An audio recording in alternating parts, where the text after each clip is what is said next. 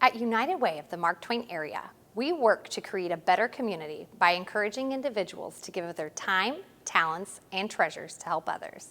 Tonight, we are excited to celebrate the work of several great individuals in our community who exemplify what it means to live united through our Evening of Philanthropy celebration sponsored by Vincent Financial and Sheridan Valley. Vicki Whithouse is a lifelong resident of Northeast Missouri. Throughout her life, she has done much philanthropic work. Tonight, we honor her as our lifelong philanthropist. Sometimes God taps me on the shoulder and says, knock, knock, here we go. And that's when I say, oh God, are you really sure I'm the right one? You know, as they say, God doesn't call the qualified, He qualifies the called. I'm Vicki Whithouse. I am happily living here in the Hannibal area. I have lived here since about 1969. I've been married, was married for 40 years. And since then, as my girlfriend said, I've had to kind of reinvent myself. But I have been able to find many things to do in the church. I love looking around to see what there is to do. Pillows for Soldiers came about years ago when I had heard on television the soldiers didn't have any pillows. And I thought that just is not, that's not acceptable. So we had as an on a missions committee at church, and I said, you know what if we try to do something about this? So we started out with the goal of 300 pillows. Well, it grew, and it ended up with a community-wide endeavor. We ended up with 2 semis full of pillows, blankets, and then people started bringing toys because we had said, you know, the soldiers need to endear the youth and the little ones in that area, so people even brought toys and beanie babies. And it so happened that one of our church members had a nephew that was serving in Afghanistan, and he was able to deliver the toys to the children. I mean, like God put everything right in place. Birthday Blessings is basically to make sure the children in foster care receive a birthday gift. I hadn't looked at the paper from Quincy for years. And all of a sudden, I just had one on my counter, I was looking at it, and happened to see, and there's something about birthday blessings, about what they did, had a phone number. So I thought, So I called Shannon and told her who I was, and said, you know, maybe we can talk sometime. Shannon has given me a purpose. I saw a video of a little 3-year-old girl opening up her first birthday present. And the little girl took one corner at a time. And I thought, dear God, that poor little thing. So if I can do anything to make sure another child gets a birthday gift, what a reward. I mean, I was blown away by the data that she keeps. She has a wish list for them. She puts down the color of the paper, you know, what their favorite colors are.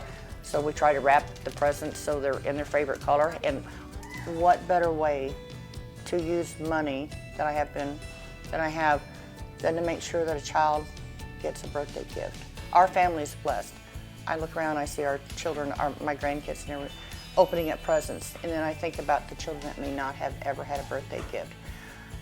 If people only knew what a joy it is to know that when a child gets a birthday gift that you may have had something to do with it, that brings me joy, and that's what I want to be able to share with other people. I can't wait and see what someone else thinks I need to do. I just have to do what I feel is best, and for me, it's looking around, and I just love to be able to do something on the spur of the moment when you see a need, and just like what Shannon is doing. You know, she doesn't live for herself, she lives for others, and to give is the best way to do it. So, the need is there, and Shannon's trying to meet that need, and she's doing a great job. Unfortunately, there's more children in foster care, so we need to keep giving and doing. And this lady, you know, she has a big job, but she's up for the task. When you invest in birthday blessings, you know that it's going for the intent that the money was given, and that it's going with love, and she's sharing the love. Because some of these children, some of them just not had the love that you and I have been gifted with. Raymond and Janet Taylor might have gotten married later in life, but together the two have made a large impact in our community by dedicating much of their time, talents, and treasures to make our community better. Tonight, we honor them as our philanthropic couple of the year.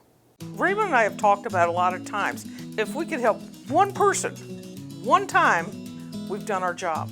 The Bible said you're supposed to help one another. And if we can help somebody That's important to us. My name is Janet Taylor. Raymond C. Taylor. I was a farmer all my life, and Janet and I got married 32 years ago. Well, we were right across the road, and I guess neither one of us never been married, and we was more interested in our jobs than what we was getting married. But I had a little eye problem, and a local eye doctor said I need to go to St. Louis to see a specialist. And so I asked Janet if she would be available to go with me in case I couldn't drive too good. And so I said, well, sure, I could go. And we talked, and we fixed the world going down and what we liked and didn't like. And so we got down there, and like I said, they asked me to come back. Mrs. Taylor, no, we're just neighbors. And after making that trip and 2 other trips, 3 months later we was married. Some people didn't even know we were going together. All of a sudden they're getting married. So, yeah. We've done real good for the last 30-some years. Can we help you?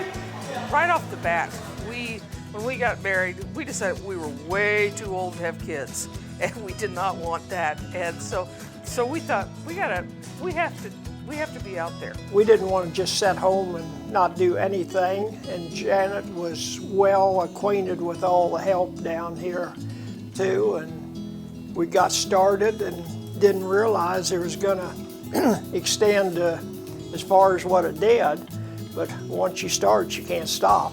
We have the most wonderful volunteers at this hospital. On our auxiliary, if you say I need, and they say when and how. And we had some horrible days on some of those first clinics. We had snow, we had freezing temperatures, we had sleet, and usually the first people that were there was the auxiliaries, setting it up, getting it ready. We did not, we were there to help. We've been through, I think, all but 2 of the COVA clinics that they had down here. My job is just to direct people kind of where to go. Now Janet's on the computer all the time or making appointments or something like that. One of the things, and I worked the first day we opened the phone lines to get the clinics in, there was 5 of us answering phones, and that was the wildest day I think I've ever had. Anytime you hung up, the phone rang again, and that went on for weeks like that. The call clinic was unbelievable. I basically just stood downstairs and said either go this way or go that way. And there were so many people there the first few months, even coming from St. Louis. And of course, they didn't know where to go and all. When we were having our big clinics, it was taking approximately 10 or 12 a time. Because we had to have people in the waiting rooms, we had to have people just wiping off clipboards because we were running them through. And a lot of the people worked every day.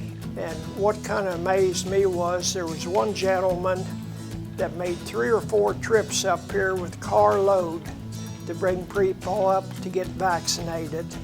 And I was talking to him there, and he said, the reason I'm doing this, I live in the St. Louis suburbs, and said I got my shot down there, but I had to wait on the sidewalk for 4 hours in a heavy rain before I could get my shot. So said I can bring a carload up here, go through your system, and be back quicker than what they can get them in St. Louis. And they said, well, we don't really know where to go. I said, just find Hannibal, you'll find Hannibal Regional. So we had big yellow signs. Well, it just makes you feel good that you can help it. And we've both lived here all of our lives, and so we know a whole lot of these people that we help. I know Janet, we're involved kind of with 3 different church groups, and when that first started, well, she made sure all of them knew what was going on, and most all of them got vaccinated that way. So you're helping your neighbor is the way we look at it. And get out there. There's needs all over. Just get out there. And it just watch the news and you're going, yeah, I could help them do that, or I don't want to do that, but I want to do this. You know, there's food banks, there's all kinds of things. Just get out there and find. Don't become a couch potato, because there's going to be times when you're going to have to stay at home. And, you know, if you're able to do it, do it. Brad Kurz grew up on a farm. He is an educator, a coach, a lay speaker, and an individual who gives much of his time to causes greater than himself to make our community better. Tonight, we honor him as our philanthropic individual. I don't know what the point of life is if we're not serving others. It just makes for a pretty miserable existence if we're just serving ourselves and trying to have fun and chase that dream. Where there's real joy or real value in life is when we find a way to help meet the needs of others and make theirs better. Brad Kurz. I live here in Hannibal right now with my wife Sarah, my 2 children, Kendall and Caleb. I grew up on a farm west of Frankfort, Missouri with my brothers Brian, JR, and Jason. My parents, Tim and Kathy Kurz, still live on the farm west of Frankfort, where my folks said they used to raise cattle, hogs, and boys. You know, my parents obviously were a huge influence on us. Growing up on a farm, my parents definitely modeled work ethic and just serving in your community. And so went to Bowling Green High School. After that, went to Missouri Western State University over in St. Joe. After I graduated from college, I came here to Hannibal and taught math and was an assistant basketball coach for a couple years. I went to Eureka High School in St. Louis for 1 year, and then came back to Hannibal for 3 more as the head basketball coach and the math teacher as well. After that, I went to Bowling Green High School for 5 years as an administrator there, and then changed careers and became a financial advisor with Edward Jones in 2013, which is what I'm still doing now professionally. When I became the head basketball coach of Hannibal High School, Bob Hastings and I sat down, and Bob Hastings was a tremendous mentor for me. But he and I sat down and we talked about what do we want to teach kids that is beyond basketball. Because basketball obviously is a medium through which we connect with kids and build relationships, but what do we want to teach them that was bigger than basketball? And as we worked through some things that was important to us, but also what was important for the kids to learn, we kind of came up with 3 principles, and that was adopt an attitude of service, be patient but persistent, and make good decisions. Those have kind of become my guiding principles in a way. When I was an administrator, those were the 3 principles that I used as I led teachers to work with their students. And now in my career as a financial advisor, those same 3 principles resonate in everything I do. So one of the things that I found when I was considering changing careers from education, when I was in education, I was just so all in. And I found that I talked about my faith and my family and my community being really, really important. But if I looked at what I was doing, my job was really taking precedence over all that. So when I changed careers, I really wanted to find a career that I could serve others. And by being a financial advisor, I can do that, I can help them. But it also gives me flexibility in my schedule where I can do a lot of serving in the community in different ways. One of the first areas that I really became more active in serving was with respect to my faith. Being more active in my local church, which is Arch United Methodist Church, but also becoming a lay leader, which simply means I'll go and speak at other congregations when their pastor's out. Somebody described the role of a lay leader one time to me as, I'm just one beggar telling the other beggars where they found bread. And that's what I've really have been blessed to do that and build some relationships with other people throughout Northeast Missouri.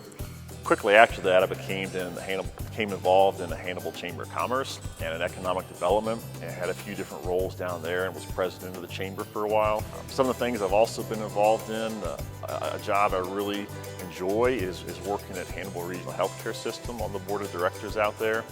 I've gotten to work with several of the other professionals to do some long-term planning on that governance board, and I think the work that the nurses and doctors and staff at Hannibal Regional do is of such importance to our community and never more noticeable than the last couple of years. Some of the other things that I spend time in, Buddy Tarleton asked me in 2014 to help out with Habitat for Humanity. And at that point in time, I didn't know a lot about Habitat for Humanity. I knew they built homes.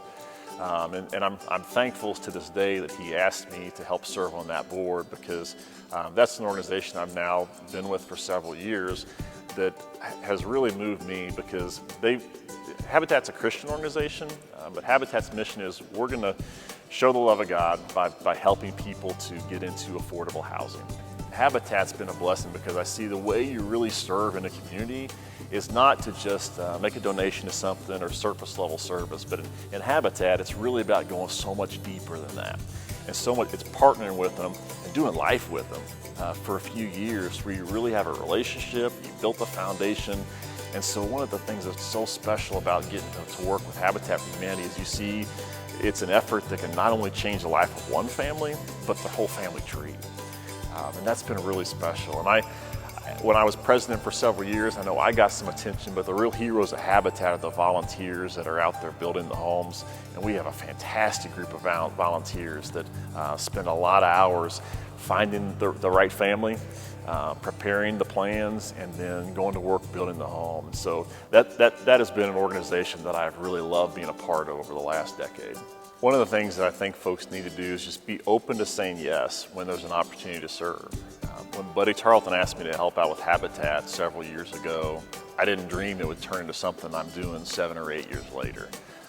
But once you find a niche and you find that you're adding some value and it really makes a difference in people's lives, it's something that kind of feeds you as well. You know, when we start looking for an opportunity to serve others, we want to help meet needs of others, but what we find out is oftentimes it really it feeds us and energizes us and makes us more productive in our daily life, but also just more productive members of society. It just makes it a better environment. At just 9 years old, Maddie Weatherford already has a heart for service and does many things to make our community better by ensuring individuals without have food, dogs and cats without owners are taken care of, and so much more. Tonight, we are excited to honor her as our philanthropic youth. Because some people need food or some animals need help or just to make someone have a smile on their face, and that might make them really happy. I am Maddie Weatherford. I'm 9 years old and I go to Mark Twain Elementary. My parents are Christy and Chris Weatherford. Hi, my name is Mrs. Maple and I am Maddie's 3rd grade teacher. And I love having Maddie in my class. She is so super duper kind. She goes around and she's one of the first people to go around if she sees a friend that's having problems, maybe with like math or whatever it is that we may be doing. She's the first one to go over and ask, hey, can I help? So Miss Maddie, I think it's absolutely amazing what she is doing in the community, helping with either blessing baskets or even the Humane Society. That's absolutely, such a kind, loving thing. When I was little, I had a dog and she was a beagle, and I really just liked because she just sat there with me and she would just cuddle with me. Her name is Bee and she died when I was like 5 years old. When she died, I wanted to do something special, so we started raising money and getting donations for the Humane Society. When I turned 5, instead of getting gifts for my birthday, I got donations for the Humane Society, like dog food, cat food, toys and treats, and I've done that ever since my 5th birthday. For my 9th birthday, we got lots of dog food and cat food, and we got some toys and treats. All those gifts and donations went to the Humane Society. Last year, we had a lemonade stand, and all the money went to the Humane Society, and it was at my house. One thing she has also helped with in the class that definitely has gotten Mark Twain involved is helping with the cards that she has sent to the nursing homes. And I know the kiddos also loved having a chance to be able to help Maddie in that project and being able to help her with that. Each year I make Christmas cards and ornaments for the nursing homes, and my school, community, and friends help along with it. And we get to go to their rooms and deliver the cards and ornaments. And I dress up as Santa Claus, Elf, the Grinch, and Mrs. Claus. The best part is when they see the smiles on their faces, and they're always so thankful that I give them the cards and ornaments. Not only has she been helping in the classroom, but she has also been helping out in the community. We raise food for them, and we give them the food for the people there. We go around town, and there's some blessing boxes all around town, and we deliver food for those and people that can't afford food or need food. They can go there and get them. Some of the things we put in them, like ramen noodles, little crackers, mac and cheese, some vegetables in like a can, and that stuff. think those blessing boxes are good or helpful because people sometimes don't have food or can't afford food and they might starve or something. Thank you, Maddie, for the many acts of kindness you have done and the work we know you will continue to do throughout your life. Thank you to Northeast Power for sponsoring the Philanthropic Youth Award. Tonight you learned about the great work of many individuals in our community. The individuals honored live out the goal of United Way, to create a culture within our community where individuals work hard to make the community better and ensure individuals have the resources they need to be successful. Each day, United Way works in the community through our partner agencies to ensure local needs are met. We would like to invite you to join us in our mission by giving of your time, your talents, and your treasures through United Way and our partner agencies. You too can have a great impact in our local community. The United Way does work in the community to make certain people's needs are met. The United Way helped me get up here and get back on my feet. My name's Tom, and I'm the director of Feed America and Loaves and Fishes program here in Hannibal, Missouri. That position is funded by the United Way.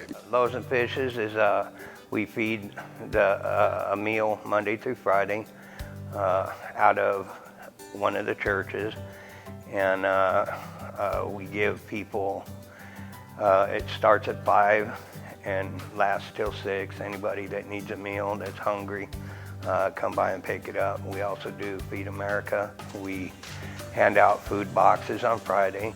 We get donations from some of the stores around here, and also through the food bank, and we feed anybody that needs it. I'm a recovering addict.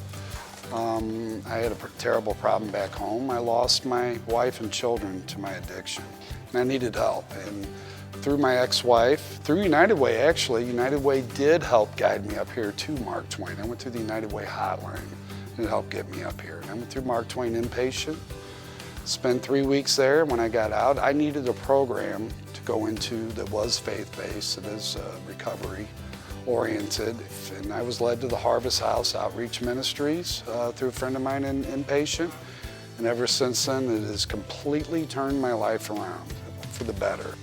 And a lot of people want to delve right back into work, which I knew I didn't want to do, because if I did, coming right out of recovery, I would wreck my life all over again. So I said, I want to stay here for a while, get acclimated to the area, and do something to give back. And without help from other people, I wouldn't be here. And that's what I wanted to do, giving back to the community as well.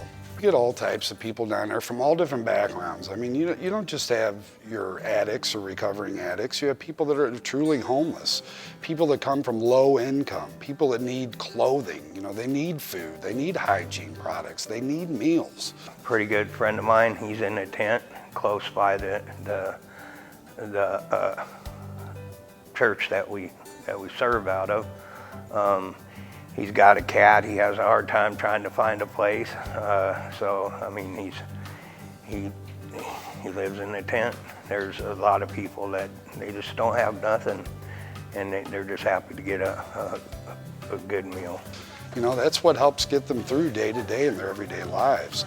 And when you go down there and you give back, you see the smiles on their faces and the reward it's giving them, you know. And we see people that come back each and every day for that.